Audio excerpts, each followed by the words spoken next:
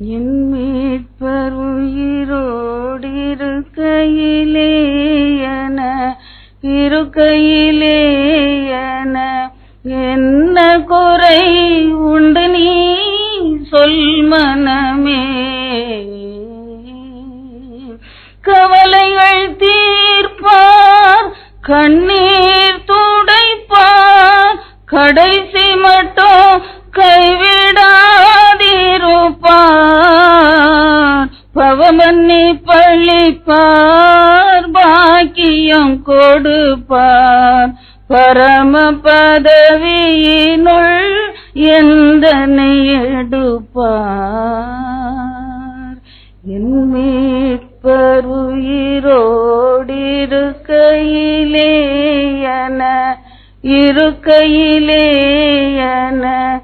என்ன குறை உண்டு நீ சொல் மனமே. என் மீட்பர் உயிரோடு இருக்கிறார்.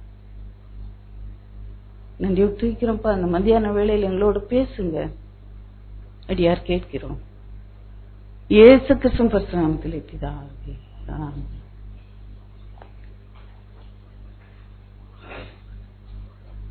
ஆண்டவராகிய இயேசு கிறிஸ்து நாமத்திலே நான் உங்களை வாழ்த்துகிறேன், ஆசீர்வதிக்கிறேன். வேதத்திலே இந்த கடைசி நாட்களிலே கர்த்தருடைய வார்த்தை அரிதாயிருக்கும் என்று நாம் வாசிக்கிறோம். இப்போ வேதாகமம் கிடைக்காம போயிடுமா? ஆமாவா இல்ல? The digital world, is it possible to totally annihilate the book? It has come in a digital media. It has come in internet. It has come everywhere. அப்போ இந்த வேதாகமத்தை இந்த வார்த்தைகளை அழிச்சிட முடியுமா? அப்புறம் ஏன் வேதம் அப்படி சொல்லுகிறது? இதை கவனிக்கணும். கடைசி நாட்களிலே வேத புஸ்தகம் கிடைக்காதுன்னு நினைச்சுக்கிட்டு இருக்கோம். That is our comprehension. நம் சிறுவனா இருக்கும் பொழுது இந்த வசனத்தை வாசிக்கும் பொழுது அப்படிதான் நினைச்சோம். ஏன்னா அந்த நாட்கள்ல இந்த மாதிரி ஒரு ரெவல்யூஷன் வரல இல்லையா? அப்போ வேதாகமே கிடைக்காம போயிடும் அப்படின்னு நினைச்சிட்டு. ஆனால் இப்ப இருக்கிற இந்த நாட்களிலே வேதாகமும் கிடைக்காமல் போகிறது என்பது ஒரு மூடத்தனமான ஒரு முட்டாள்தனமான ஒரு நம்பிக்கை. ஒருவேளை இது எல்லாத்தையும் வாங்கி அவங்க எரிச்சிடலாமா இருக்கும் அந்திக்கிறிஸ்து நாட்கள்ல. ஆனால் சில காரியங்களை எடுக்க முடியாது அல்லவா? ஒன்றை நான் மத்தியானம் உணர்ந்தேன். இப்பொழுது கர்த்தருடைய வார்த்தை கர்த்தர் எழுதி வைத்த அந்த நோக்கத்துடன் பிரசங்கிக்கப்படுவதில்லை. இதை மனதில் வைத்துக் கொள்.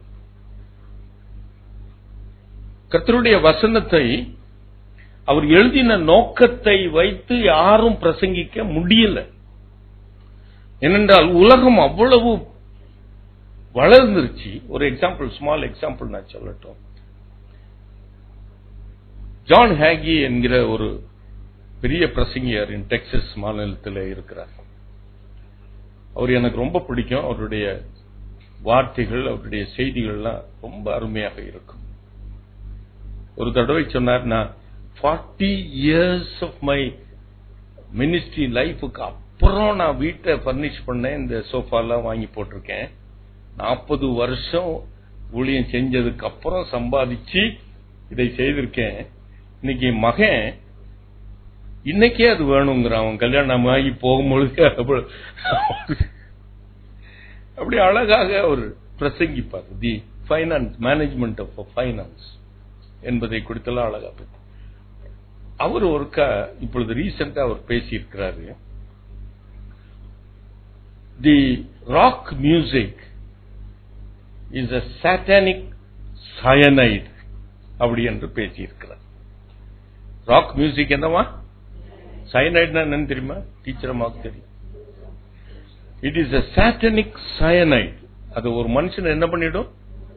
குற்றுகிற விடாது, அவனை சாகதான் அடிக்கும். Cyanide is a very deadly poison அப்படின்னு பேசியிருக்கிறாரு.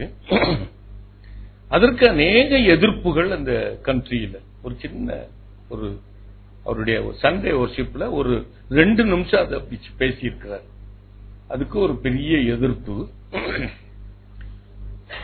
அந்த எதிர்ப்புகள்லாம் யார் கொடுக்கறாங்கன்னு பாருங்க. அதனால தான் நீங்க very be careful when you are living in this world. இந்த உலகத்தில் வாழும் பொழுது நாம் மிகவும் கேர்ஃபுல்லா இருக்கணும். நிறைய சோசியல் ஆக்டிவிஸ்ட் வந்துட்டாங்க இல்லையா? ஆமாவா இல்லையா? அதுல ஒருத்தன் அவன் கிறிஸ்தவ social activist. He calls himself a believer. He calls himself as an anointed believer. But அவன் ஒரு சோசியல் ஆக்டிவிஸ்ட் மாதிரி எழுதுறான். அவன் என்ன சொல்றான்? இந்த தேசத்தின் constitution when it permits that you can do whatever you want, you can listen to whatever music you want, எதையுமே இந்த அரசாங்கம் தடை பண்ணலையே. The constitution gives you that privilege. Why these servants of God are trying to take it away from you?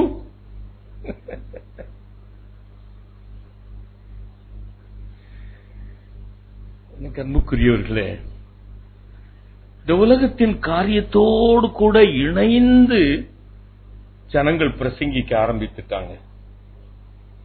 உண்மையான வசனம் ஜனங்களுக்கு போதிக்கப்படுகிறது இல்லை. இதை மனதில் வைத்துக் கொள்ளுங்க. ஆகையினால இந்த social activist, I am always allergic to social activist. ஏன்னா இந்த இவங்க சொல்றது இந்த விமன் லிபரேஷன் ஃபார் எக்ஸாம்பிள், அவங்க எல்லாம் என்ன சோசியல் ஆக்டிவிஸ்ட் என்ன சொல்றாங்க? அவங்க இளம் சமுதாயத்துக்கு, இளம் பெண்களுக்கு அவங்க சொல்லுவாங்க, sex before marriage is not. சொல்றாங்களா இல்லையா? ஆமாவா இல்லையா? மூஞ்சில ஒன்னும் ஆடல சொல்றாங்களா சொல்லலையா?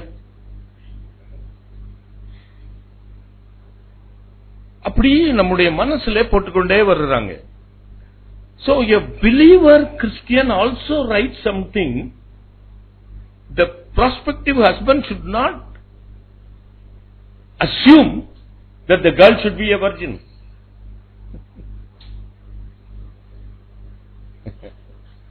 எனக்கு அன்புக்குரியவர்களே, ஆகையினால் தான் வசனங்கள் வேறு விதமாக போதிக்கப்படுகிறது. The social activists come and say that gay sex is not a sin. Lesbianism is not a sin. They should be given that freedom to live like what they want. Constitution may permit. இந்த உலகம் அதை ஆமோதிக்கும், என் தேவன் அதை ஆமோதிக்கலையே. அதை ஆமோதித்து பிரசங்கிக்கிறாங்களே. மிகவும் ஜாக்கிரதை உள்ளவர்களாக இருக்கணும். இந்த கடைசி காலத்துல இந்த உலகத்தின் காரியங்களை இணைத்து தேவனுடைய வார்த்தையை பிரசங்கிப்பாங்க. Very conveniently people will preach, intertwining the ways of the world. ஆகையினாலே இந்த வேத வசனம் கலப்படமாயிடும். அதைத்தான் வேதம் சொல்லுகிறது. அரிதாயிருக்கும். கலப்படம் ஆயிடும், டோட்டலா அப்படி ஆயிடும் சொல்லல, அரிதாயிருக்கும். There will be some preachers, they will preach the word. அதை நீங்க ஆராய்ந்து அறிந்து கொள்ளணும். கட்டாயமாய் I will remove it from my message. இது உங்களுக்காக நான் சொல்றேன். ஆகையினால இப்படிப்பட்ட காரியத்திலிருந்து நாம விலகி இருக்கணும். இன்றைக்கு ஒரு முக்கியமான ஒரு வசனத்தை நான் பேச விரும்புகிறேன். சாம் ஜெபத்தர் அண்ணன் ஒரு நாள் என்கிட்ட போன் பண்ணி, லெந்துகால நாட்கள்ல 40 நாட்களும் எங்கள் ஆலயத்தில் ஈவினிங் ஒரு மெசேஜ், லெந்துகால நாட்களில் மெசேஜ் கொடுக்கணும். 40 டிஃபரண்ட் ஸ்பீக்கர்ஸ் நான் கேட்டிருக்கேன். அதுல நீங்களும் ஒண்ணு. ஆனா எல்லா ஸ்பீக்கர்ஸும் ஒரே மாதிரி பேசிடக்கூடாது என்று சொல்லி 40 டிஃபரண்ட் டைட்டில்ஸ் கொடுத்திருக்கேன். I never want to be circled within a title. எப்பவுமே ஒரு டைட்டில் கொடுத்து என்ன பேசுங்கன்னு சொன்னா என்னால பேச முடியாது. அது என்னுடைய நிலைமை. எல்லாருடைய நிலைமை அப்படி இருக்கணும்னு நினைக்காதீங்க. Don't give advice as a big brother. நீங்க பிக் பிரதர் ஆட்டிடியூட் உங்ககிட்ட இருக்கு, அதனால தான் இதை செய்யக்கூடாது அதை செய்யக்கூடாதுன்னு சொல்றீங்க அப்படின்னு நிறைய பேர் என் மேல கம்ப்ளைண்ட் பண்ணக்கூடும். But I have a big brother. I have a big brother. எனக்கு அவர் சொல்கிறத தான் நான் செய்ய முடியும். அல்லேலூயா சொல்லுவோமா? சகோதரனே என்று நம்மளை அழைத்திருக்கிறார். Everyone has got a big brother to tell you what you should do and what you should not do. So don't tell. கர்த்தருடைய வசனத்தை சொல்லுகிற the preacher, don't call him a big brother attitude. No. எனக்கு அன்புக்குரியவர்களே, அவர்கள் இந்த ஒரு தலைப்பை சொன்னாங்க, தம்பி வந்திருந்தாங்க. ஆனால் இன்றைக்கு கேட்கிற செய்தியில வித்தியாசத்தை காண்பீங்க. காயப்பட்ட கரங்கள் என்று அவர் எனக்கு ஒரு தலைப்பு கொடுத்திருந்தார். நான் அதை வைத்து சிந்தித்தேன். அந்த ஆலயத்தில் நான் ஏலிம் ஆலயத்தில் பேசும்பொழுது 800-900 பேர் அன்னைக்கு வந்திருந்தாங்க. சரி, ஏன் என்னுடைய ஜனங்களுக்கு அந்த சிந்தனையை சொல்லக்கூடாது, ஏன் நம்முடைய பிள்ளைகளுக்கு அந்த வார்த்தையை சொல்லக்கூடாது என்று நான் நினைத்தேன். வெள்ளிக்கிழமை பேச வேண்டும் என்று நான் நினைத்தேன். இந்த இடத்துல உட்கார்ந்து வெள்ளிக்கிழமை செய்திக்காக நான் ஆண்டவருடைய சமூகத்தில் காத்திருந்த பொழுது இந்த செய்தியை வெள்ளிக்கிழமை கொடுக்க வேண்டாம், ஞாயிற்றுக்கிழமை கொடு என்று சொல்லிவிட்டார். வெள்ளிக்கிழமைக்கு வேறு செய்தியை நான் கொடுத்தேன். காயப்பட்ட கரங்கள் என்று ஒரு தலைப்பு கொடுக்கப்பட்டது. கர்த்தர் எனக்கு யோவான் எழுதின சுவிசேஷத்திலே ஒரு வசனத்தை கர்த்தர் காண்பித்தார். அவர் கொடுத்த வசனம் வேறு, கர்த்தர் எனக்கு காண்பித்த வசனம் இன்னொன்று. அது யோவான் எழுதின சுவிசேஷம் 20ஆம் அதிகாரம் 25வது வசனம்.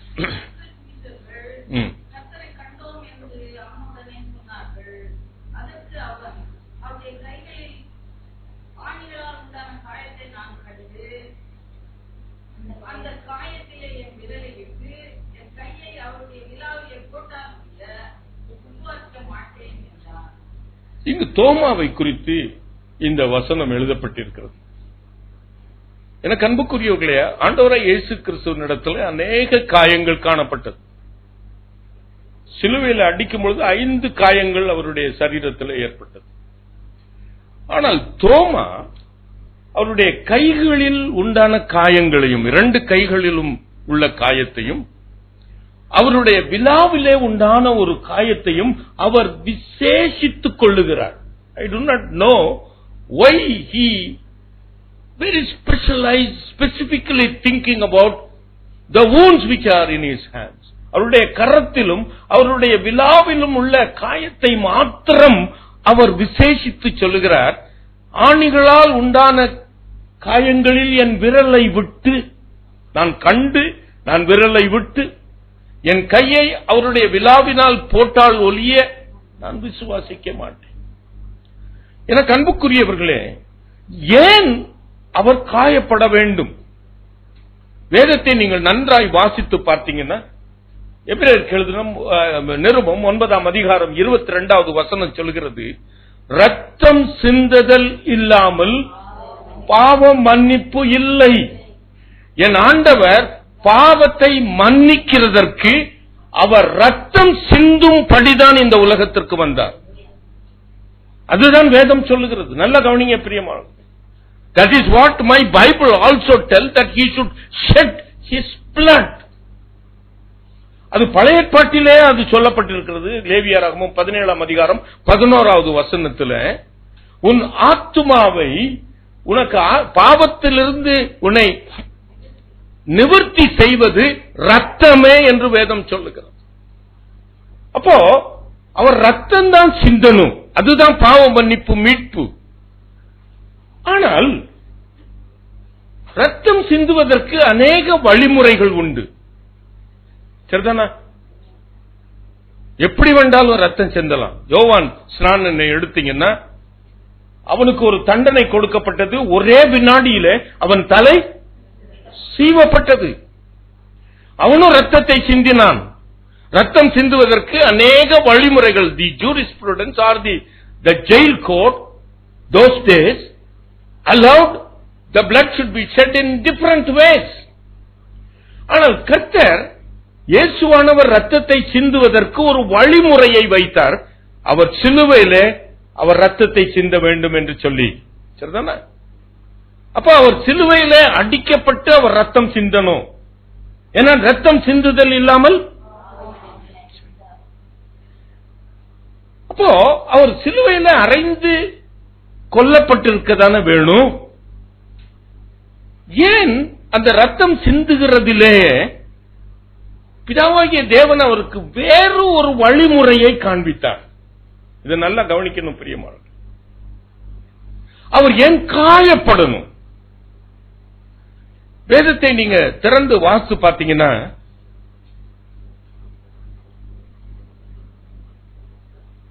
சரீரம் முழுவதும் காயம். நான் அதை குறித்து சொல்லட்டும். அவர் ஏன் காயப்பட்டு ரத்தத்தை சிந்தணும்?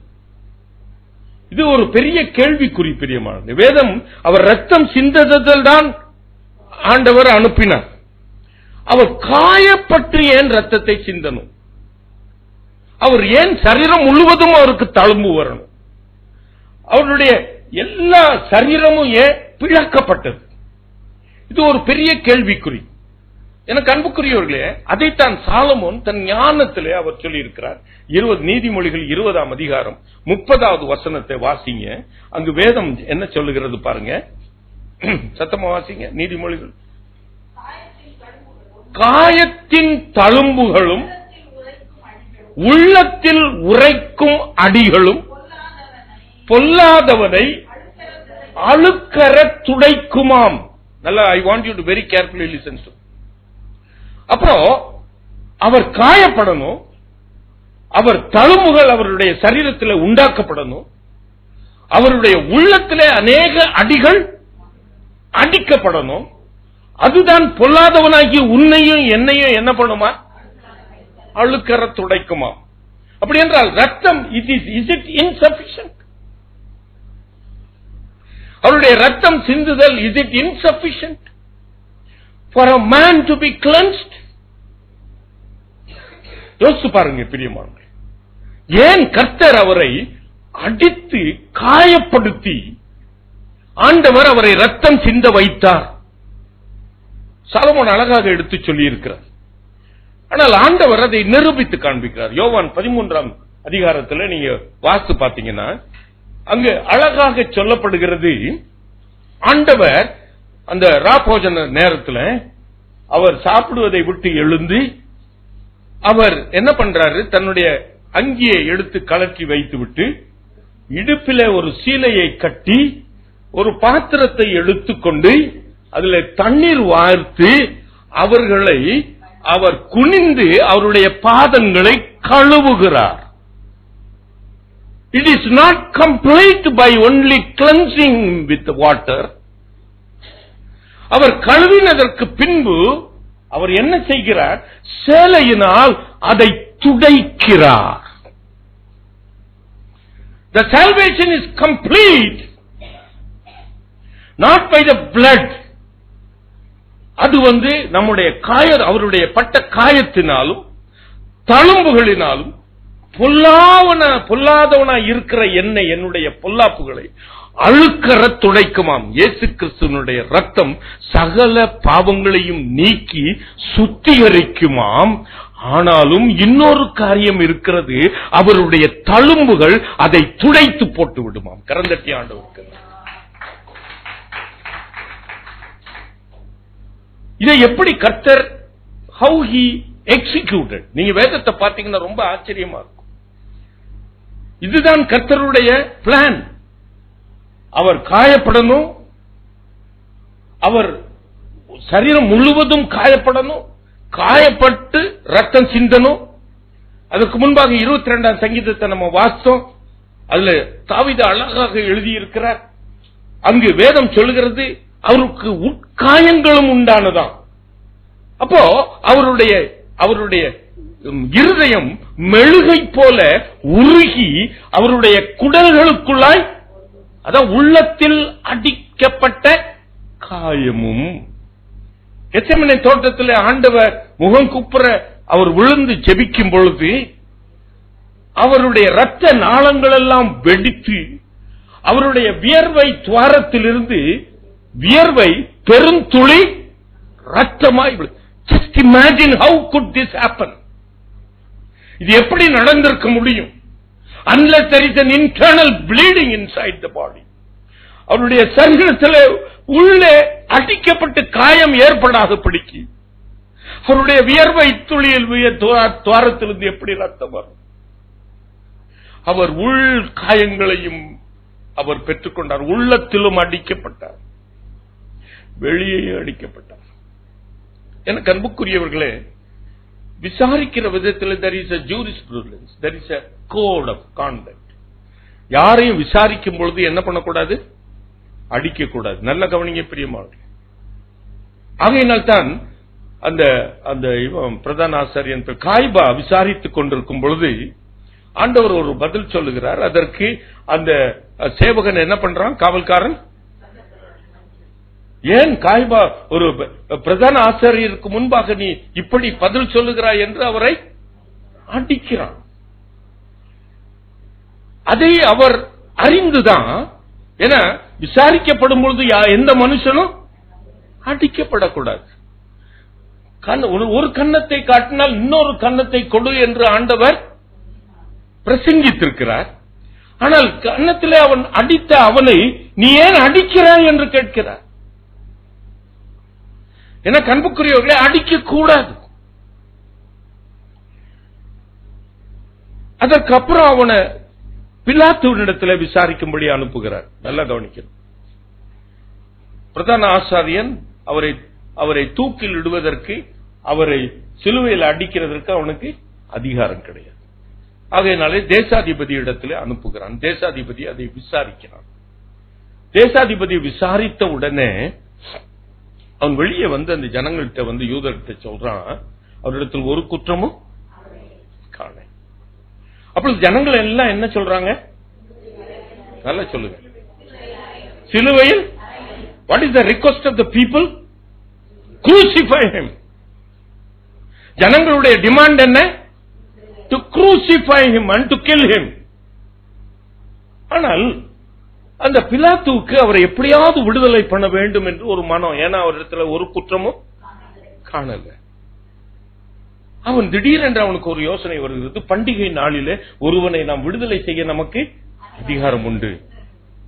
அப்பொழுது இவரை விடுதலை பண்ணலாம் என்ற ஒரு நோக்கத்தோடு கூட ஜனங்களிடத்துல வந்து சொல்லுகிறான், நான் இவரை விடுதலை பண்ணி பரபாசை நான் சிலுவையில் அறைந்து விடுகிறேன் என்று சொல்லுகிறான்.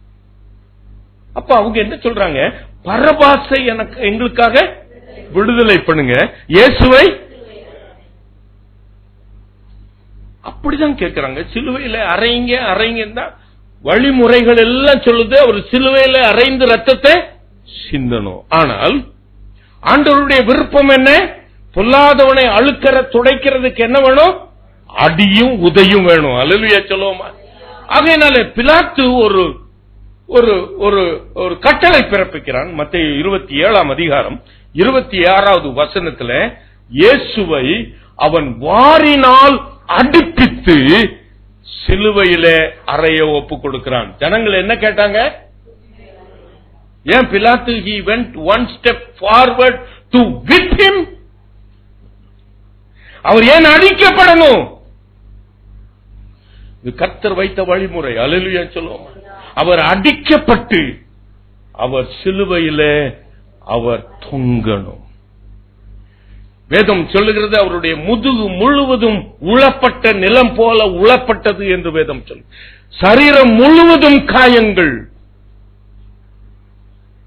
அவருடைய தலையிலே முள்முடியை வைத்து கோலினால் அடிக்கிறாங்க. தலையிலும் சிரசிலும் ரத்தம் வருகிறது, காயங்கள். குற்றுயிராய் கிடந்த ஒரு மனுஷனை தூக்கி சிலுவையிலே அடிக்கிறார். நல்லா கவனிங்க. You just imagine the 40 days are not sufficient to think about the meditate about the cross. அவரை குற்றுயிராய் கிடந்தார். அத்தனை அடி, அத்தனை உதை, 600 சேவகர்கள் ஈயக்குண்டினால் கட்டப்பட்ட வாரினால் அவரை அடிப்பிக்கிறாங்க, மாற்றி மாற்றி. அவருடைய சரீரம் உளப்பட்ட நிலம், அவருடைய முகம் அந்த கேடு அடைந்தது என்று வேதம். அவரை நாம் பார்க்க முடியாத அவலட்சணமாயிருந்தது என்று ஏசாயா தீர்க்கதரிசி. குற்றுயிராயிருந்த ஒரு மனுஷனை அவர்கள் சிலுவையில் அடிக்கிறாங்க. அவர் சரீரத்திலே இருந்த அத்தனை காயங்கள் போதாது என்று சொல்லி அவருடைய 2 கைகளிலும் ஆணிகள், 2 கால்களையும் சேர்த்து ஆணிகள் அடிக்கப்படுகிறது. 4 காயங்கள் அவருடைய சிலுவையில் அவருக்கு கிடைக்கிறது. அவர் மரித்து போகிறார். மரித்த உடனே கூட ஒரு சேவகன் ஒரு ஈட்டியை வைத்து அவருடைய விலாவிலே குத்துகிறார். அவருடைய காயம், மரித்த சரீரத்திலும் அவருக்கு ஒரு காயத்தை உண்டு பண்ணுகிறார்கள். ஈட்டியால் சேவகன் ஏட்டிய கோத்த இறைவன் வேலாவதிலே அவர் தீட்டிய தீட்சை குருதியும் ஜலமும் திறந்தோற்றோடு குருசினில் தொங்கிய குருதியும் வடிய கொல்கோதா மலை தனிலே அவர் கொடுந்தோயர் பாவி கொள்ளாய் கண் கொண்டு. அவர் சரீரத்தில் இருந்த காயங்கள், தழும்புகள் பத்தாது என்று சிலுவையில் 5 பெரும் காயங்களை அவர் ஏற்றுக்கொண்டார்.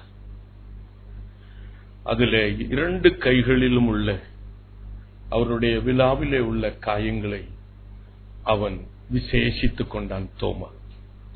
நான் அதிலே அவருடைய கையிலே உள்ள காயங்களை மாத்திரம் நான் விசேஷித்துக் கொள்ள விரும்புகிறேன். எனக்கு அன்புக்குரியவர்களே, அவருடைய கையிலே ஏன் அவர் காயப்பட்டார்? வேதத்தை நீங்க வாசித்து பார்த்தீங்கன்னா, I am talking the entire background of the Bible. வேதத்திலே அத்தனை பழைய ஏற்பாட்டு, புதிய ஏற்பாட்டு எல்லாவற்றிலும் உள்ள காரியங்களை என் முன் வைத்து இந்த காரியத்தை நான் உங்களோடு கூட பேசுகிறேன். எனக்கு அன்புக்குரியவர்களே, அவர் காயப்பட்ட கரம் என்ன செய்கிறது? என்ன நமக்கு நன்மை கொடுக்கிறது? 3 காரியத்தை உங்களுக்கு முன்பாக நான் வைக்க விரும்புகிறேன். முதலாவது, அவருடைய கரம் என்ன செய்யுமாம்? மத்தேயு 3ஆம் அதிகாரம் 12வது வசனத்தை எடுத்து நீங்க வாசித்து பாத்தீங்கன்னா, இல்ல வாசிங்க.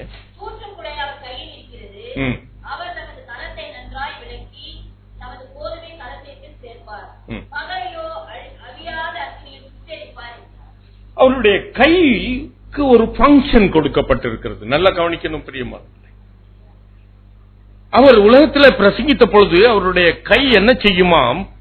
நாட்கள் வரும், அப்பொழுது அவருடைய கையில இருக்கிற அந்த தூற்றுக்கூடையில அவர் மணியையும் பதரையும் வேறுபடுத்துவாராம். அல்லேலூயா சொல்லுமா?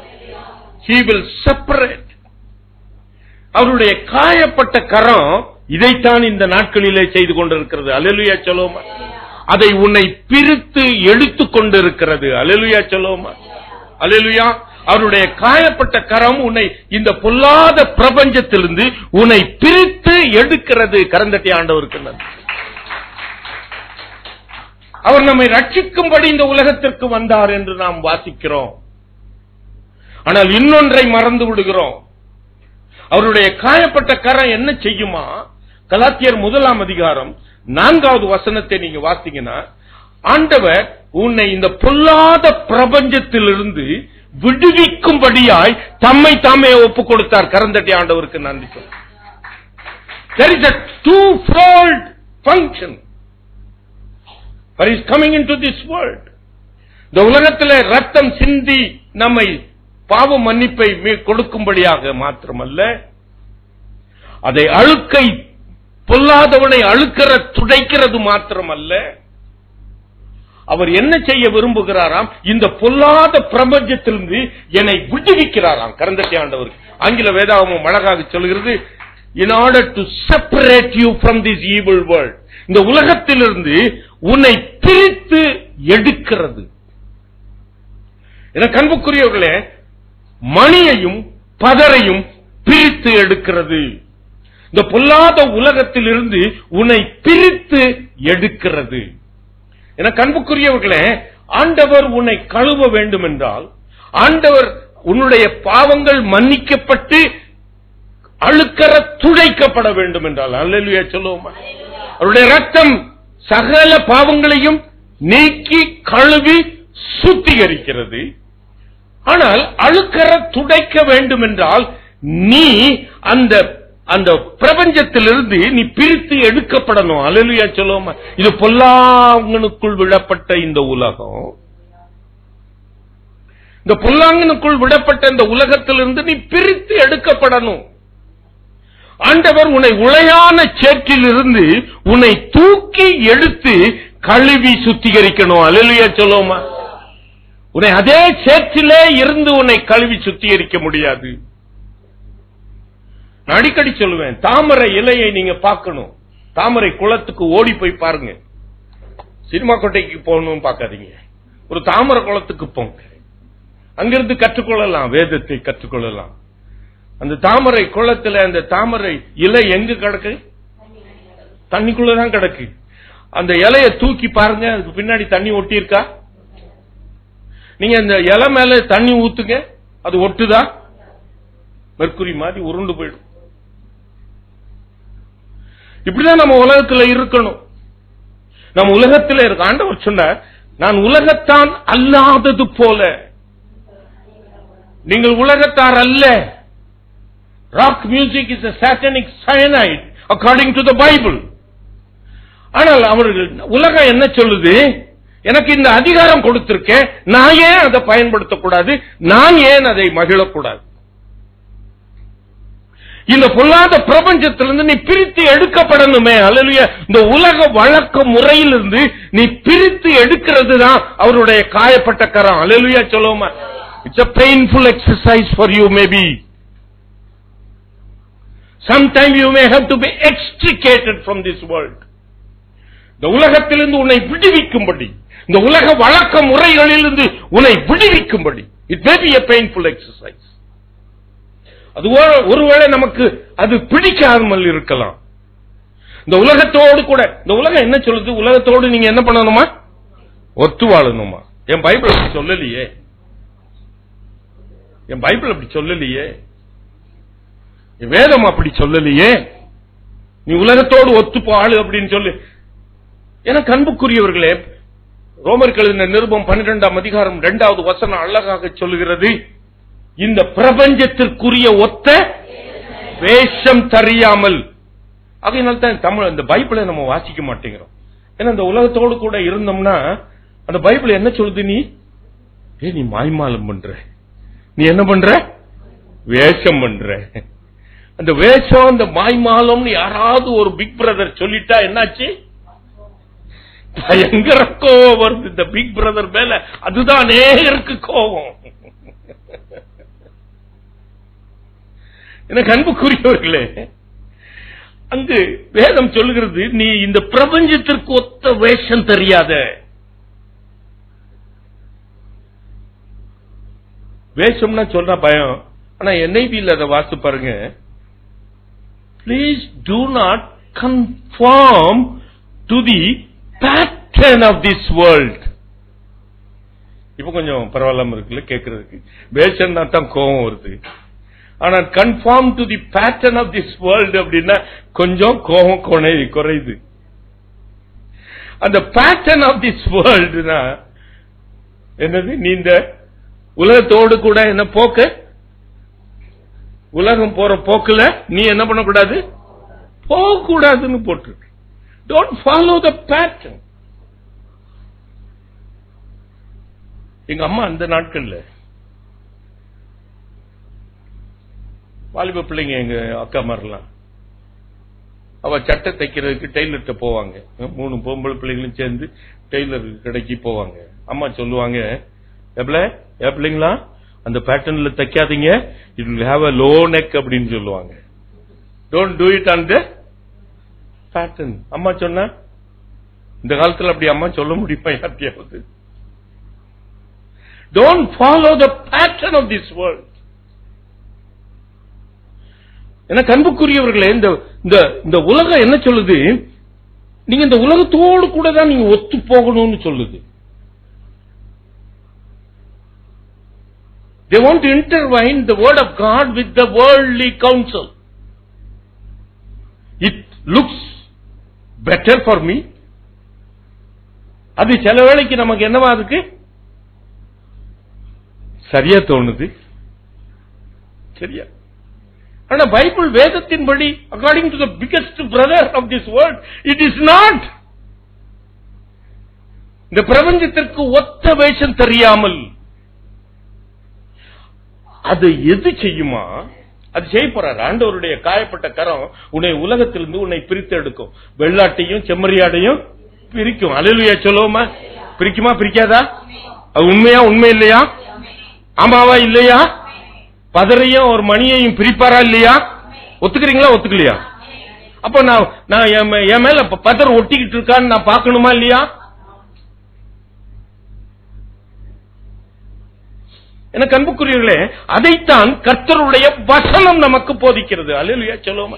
The word of God has the power to separate you from sin. இந்த உலக வழக்கத்திலிருந்து உன்னை பிரித்து எடுப்பது என்ன? இந்த உலகத்தின் வழக்க முறை அல்ல, வேதம். It is the Bible. It is the infallible word of God. It is not your constitution. உலகத்தின் வழக்க முறை அல்ல. எனக்கு அன்புக்குரியவர்களே, இதை மனதில் நல்லா வைத்துக் கொள்ளுங்க பிரியமா. இந்த உலகம் அநேக காரியங்களை நமக்கு it has made it legal.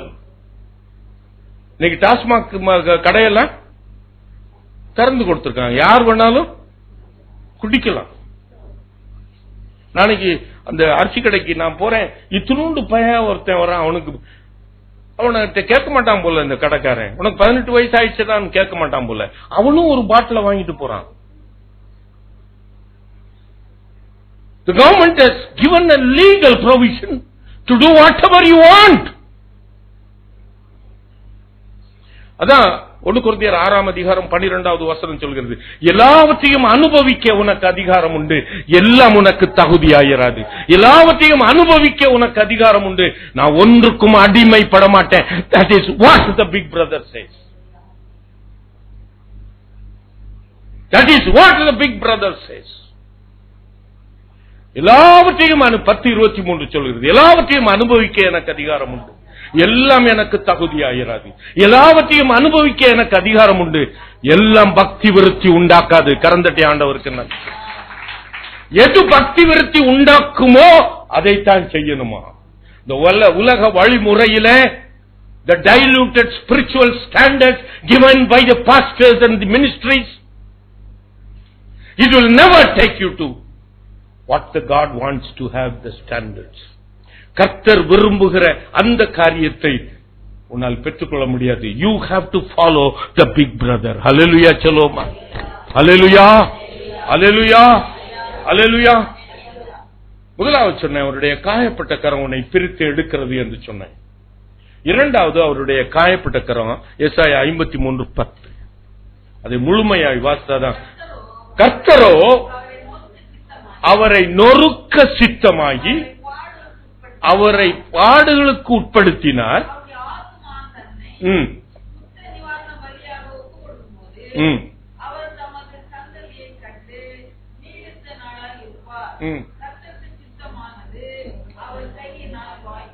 அவருடைய கை என்று போடப்பட்டிருக்கு இல்லையா? அங்க ஏசாயா 53 போடப்பட்ட அந்த வசனத்தில் அவருடைய கை என்று சொல்லப்பட்டிருக்கு. அந்த கை அவருடைய நார்மல் ஹேண்டா, காயப்பட்ட கரமா? நொறுக்க சித்தமாய் பாடுகளுக்கு உட்படுத்தின கரம். அல்லேலூயா சொல்லுவோமா? அல்லேலூயா சொல்லுவோமா? அவருடைய காயப்பட்ட கரம். நான் அவருடைய காயப்பட்ட கரத்தை குறித்து நான் பேசிக் கொண்டிருக்கிறேன். உன்னை பிரித்து எடுக்கும். இங்க அவருடைய காயப்பட்ட கரம் என்ன செய்யுமாம்? கர்த்தருக்கு பிரியமானது அவருடைய கையினால் வாய்க்குமாம். அல்லேலூயா சொல்லுவோமா? தமிழ் வேதாகமத்தில் சித்தம் என்று போடப்பட்டிருக்கிறது. ஆனால் ஆங்கில வேதாகமத்தில் the pleasure of the Lord our God shall prosper through his hand. அவருடைய சித்தம், அவருடைய சித்தத்துக்கு உள்ளாய் அவருடைய பிரிய அடங்கி இருக்கிறது. அல்லேலூயா சொல்லுவோமா?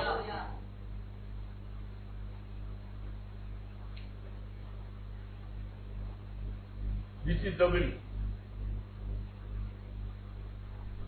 எல்லாம் கவனமா கேளுங்க. The will of God, ஆண்டவருடைய சித்தம் என்ன? மனுஷன் தனியா இருப்பது நல்லது. அதான் அவருடைய சித்தம். மனுஷன் தனியா இருக்கக்கூடாது, மனுஷி தனியா இருக்கக்கூடாது. ஆனா அவருடைய பிரியம் என்ன? உனக்கு ஏற்ற துணையை நான் ஏற்படுத்துவேன். அல்லேலூயா சொல்லுவோமா?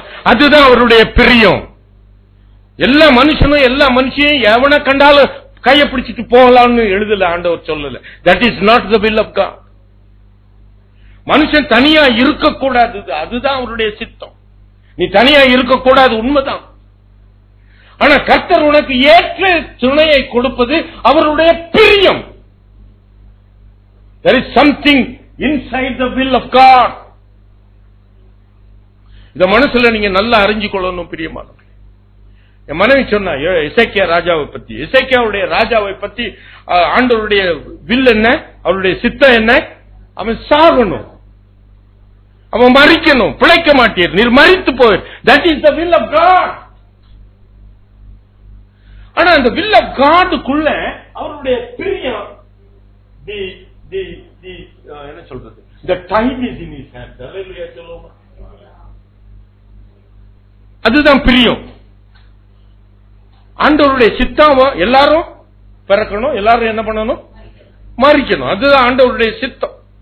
நான் எப்ப மரிக்கணும் என்றது ஆண்டவருடைய விருப்பம். அந்த விருப்பம் தான் அந்த எசேக்கியா வாழ்க்கையில செயல்படுகிறது. அல்லேலூயா சொல்லுவோமா? ஆண்டவரே, நான் உண்மையா இருந்தேனே, நான் உத்தமனா இருந்தேனே என்று சொல்லும் பொழுது அவருடைய பிரியம் வெளிப்பட்டது. 15 ஆண்டுகளை கூட்டி கொடுக்கிறார் கரந்தட்டி ஆண்டவர். அப்ப அவருடைய காயப்பட்ட கரம்தான் அவருக்கு பிரியமானதை செய்யுமா? அல்லேலூயா சொல்லுவோமா? அல்லேலூயா, அல்லேலூயா. the finer things of your will. நீ அநேக நேரத்துல நீ என்ன சொல்லுவீங்கன்னா, அந்த வெளியே இருக்கிறவங்க என்ன சொல்லுவான்னா தலைவிதின்னு சொல்லுவான். இல்ல, அவன் என்ன சொல்லுவான்? தலைவிதி. நீங்க என்ன சொல்லுவீங்க? இது ஆண்டவருடைய சித்தம்னு சொல்லிடுவீங்க. இப்படிதான் ஏமாத்துறது எல்லாத்தையும். அந்த சித்தத்துக்குள்ள அவருடைய பிரியம் இருக்கே ஒண்ணு. That is what you and I should understand. எல்லாரும் கல்யாணம் பண்ணணும், தனியா இருக்கக்கூடாது, அதுதான் சித்தம். அப்புறம் ஏன் ஆண்டவர் சொல்றார் உனக்கு ஏற்ற துணையை நான் ஏற்படுத்துவேன்? ஏன்? அதான் ஒரு பிரியம். அப்ப அவரை பிரியப்படுத்தினா தான், நான் கண்டவன் பின்னாடி நான் போவேன் அப்படின்னு நினைச்சேன்னா ஆண்டவரை பிரியப்படுத்த முடியாது. நான் உனக்கு ஒரு துணையை ஏற்படுத்துவேன். அல்லேலூயா சொல்லுவோமா? அல்லேலூயா. ஏற்ற துணையை ஏற்படுத்துவேன். அதுதான் கர்த்தருடைய பிரியம். அப்ப அவருடைய பிரியம் என் வாழ்க்கையில நடக்கணும்னா என் தேவனை நான் பிரியப்படுத்தணும். இதை நாம் அறிந்து கொள்வோம் பிரியமான். அவருடைய காயப்பட்ட கரம்,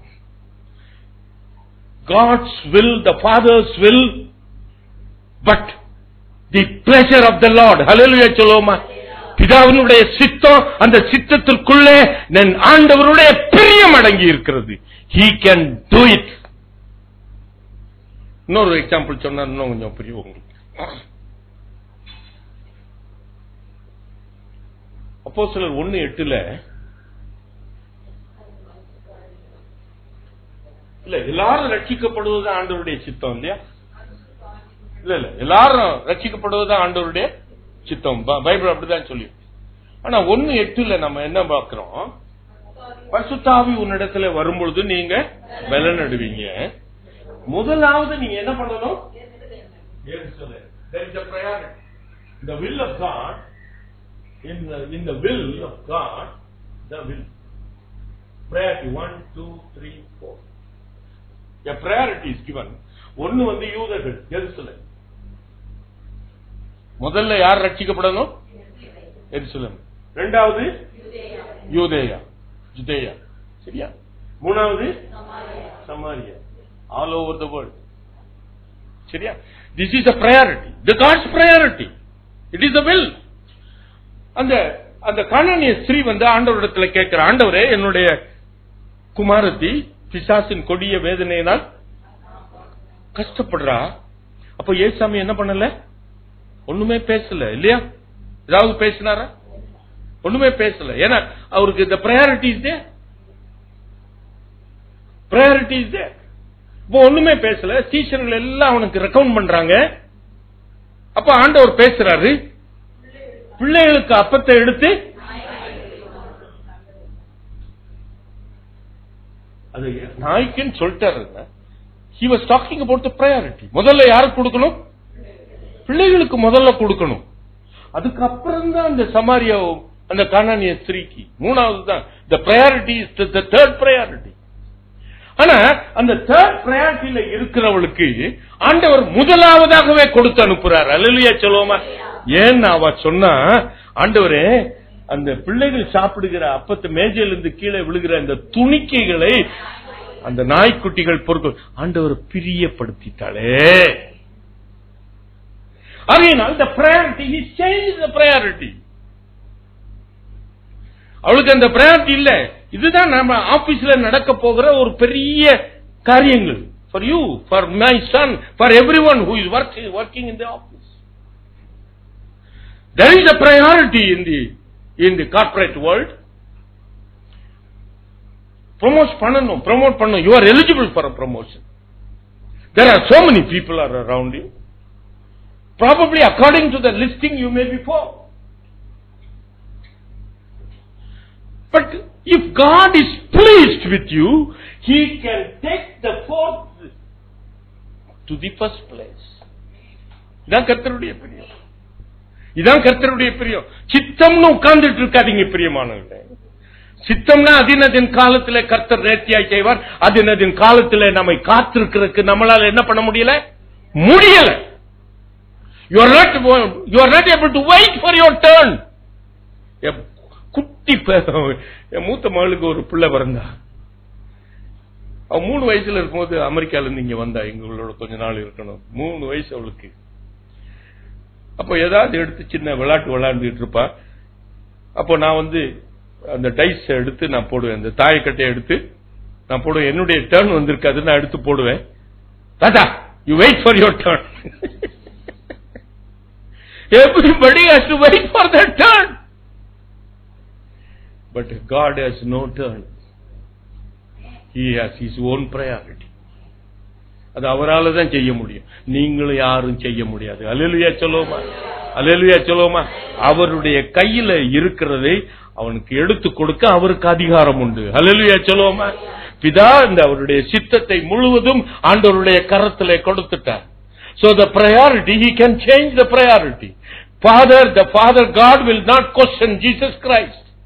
The priority, அதான் அவர் அந்த தோட்டத்துல அவங்க 8 மணி நேரம் வேலை செஞ்சாங்க. அவங்களுக்கு ஒரு பணம் தான். 11ஆம் மணி வேலைக்கு வந்தாங்க. 1 மணி நேரம் போய் வேலை செஞ்சான். அவனுக்கும் எத்தனை பணம்? எல்லாரும் முறுமுறுத்தாங்க.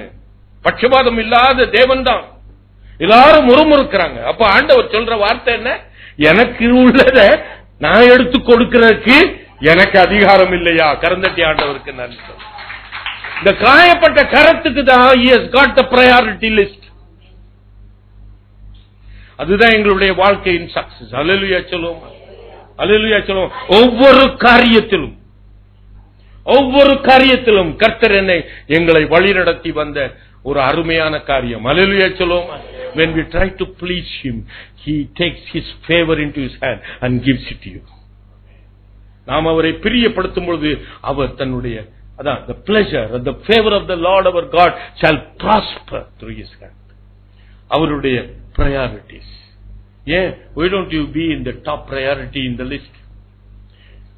ஏன் நீங்க ஏன் why don't you come to the first priority list by the favor of your God? அல்லேலூயா சொல்லுவோமா? அல்லேலூயா. அது அவருடைய காயப்பட்ட கரம் தான் அது செய்ய முடியும். அல்லேலூயா சொல்லுவோமா? மூன்றாவதாக ஏசாயா 49:2, 51:16 இத வாசித்தீங்கன்னா அங்கு வேதம் சொல்லுகிறது ஆண்டவருடைய கரத்தின் நிழல் என்று வேதம் சொல்லுகிறது. சரிதானா? இல்ல, அவருடைய கரத்தின் நிழல் இல்ல, என்னை மறைத்து வைத்து அவரை நான் இப்பொழுது உங்களை பாதுகாக்கிற கரம் என்று நான் பேச போகிறேன். The protective hand. ஆனால் general protection is there under the shadow of his wings. Hallelujah சொல்லுவோம். அவருடைய கரத்தின் நிழலிலே நம்மளுக்கு ஒரு பாதுகாப்பு. இவருடைய காயப்பட்ட கரத்திலே ஒரு விசேஷித்த பாதுகாப்பு. கரந்தட்டி ஆண்டவருக்கு நன்றி. There is something more special to his people. அல்லேலூயா சொல்லுவோமா? அல்லேலூயா. அததான் நாங்க கரடியா கத்திட்டு இருக்கோம் உங்கள்கிட்ட. There is something more, a special from his hand. Why you don't become eligible for that? ஏன் அதுக்கு அதை பெற்றுக்கொள்ள நீங்க ஏன் உங்களை ஆண்டவரை பிரியப்படுத்தக்கூடாது? அதுதான் எங்களுடைய மூச்சு முழுவதும்.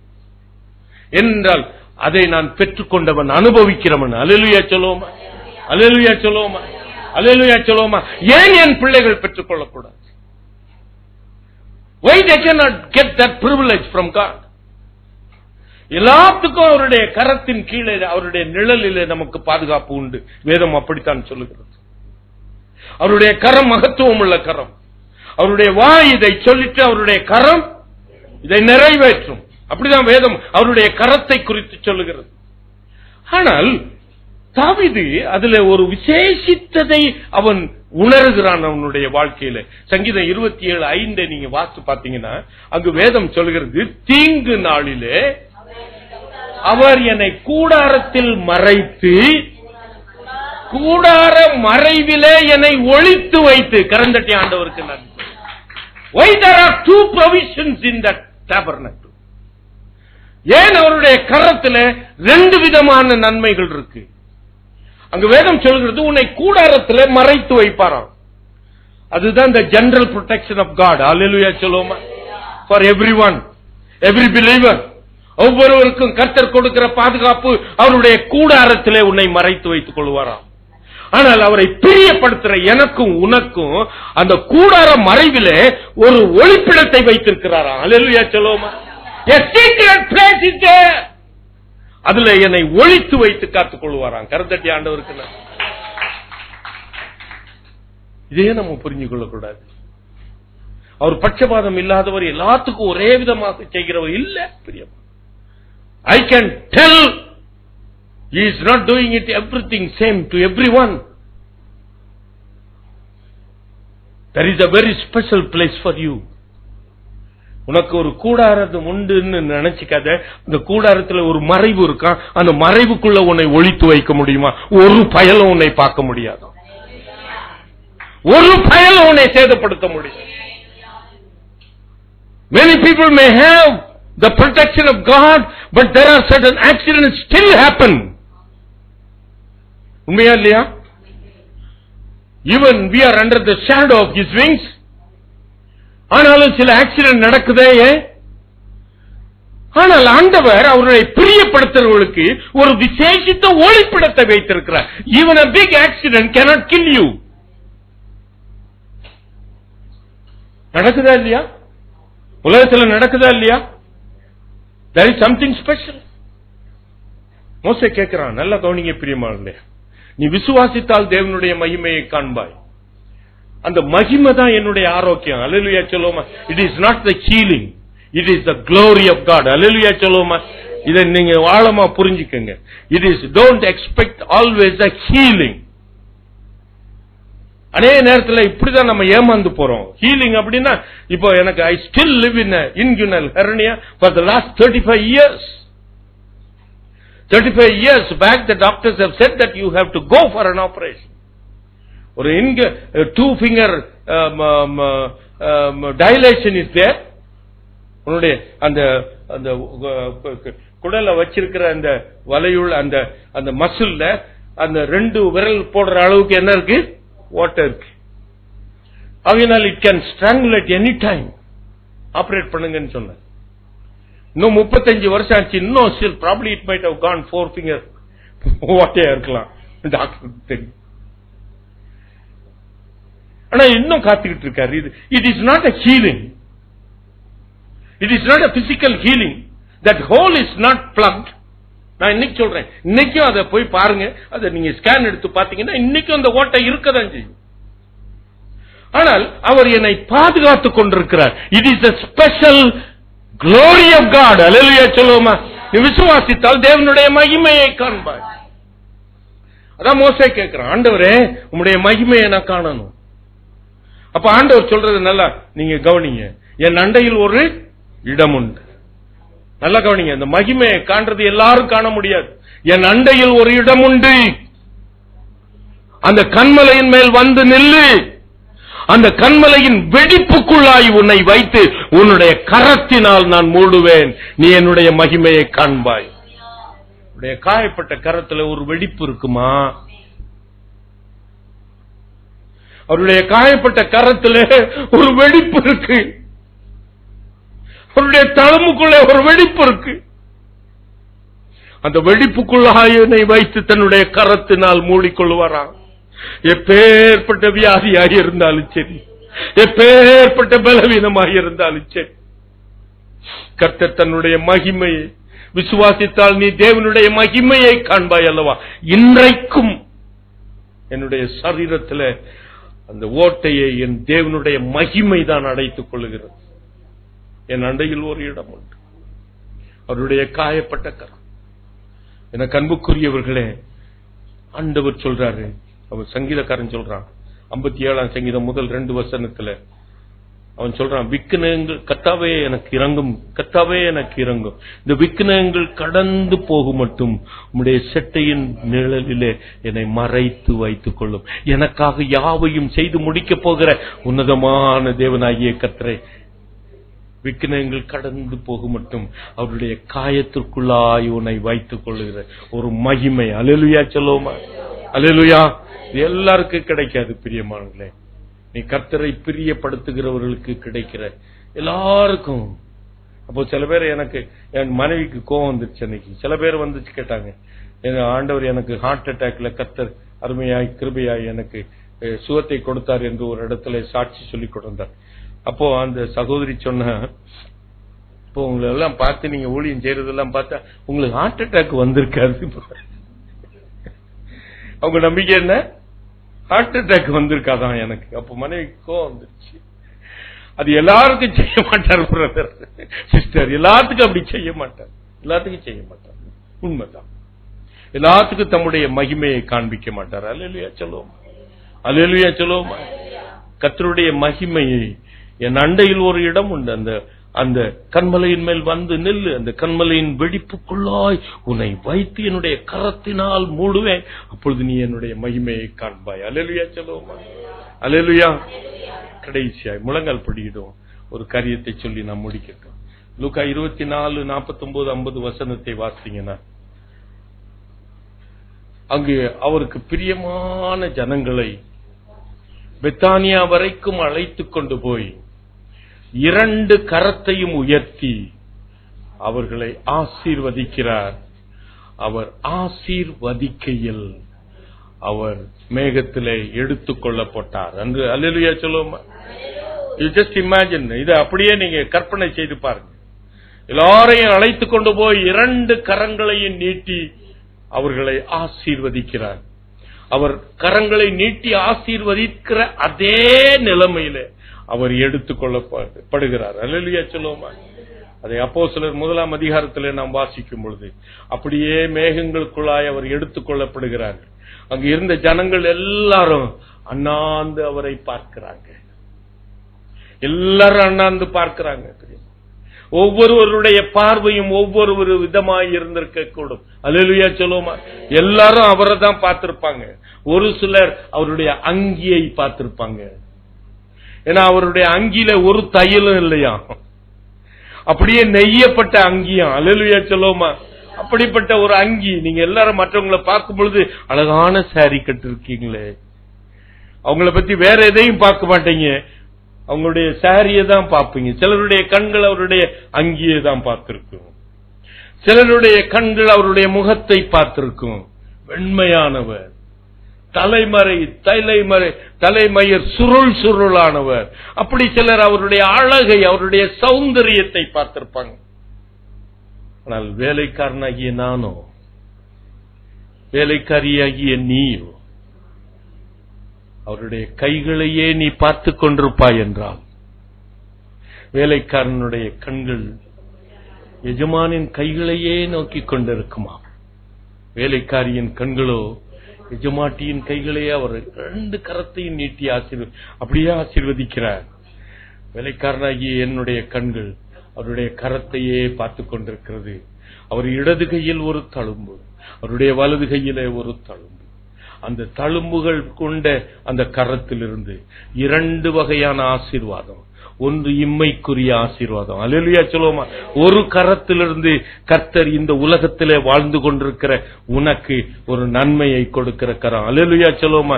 இன்னொரு கரத்திலிருந்து உன்னதத்திலிருந்து வருகிற பலன். அல்லேலூயா சொல்லுவோமா? உன்னதத்திலிருந்து வருகிற ஆசீர்வாதம். அல்லேலூயா. கர்த்தர் இன்றைக்கு உன்னை இம்மையிலும் மறுமையிலும் உன்னதமான ஆசீர்வாதத்தையும் அவர் கொடுக்க விரும்புகிறார். கண்களை மூடுவோம், முழங்கால் படியிடும்.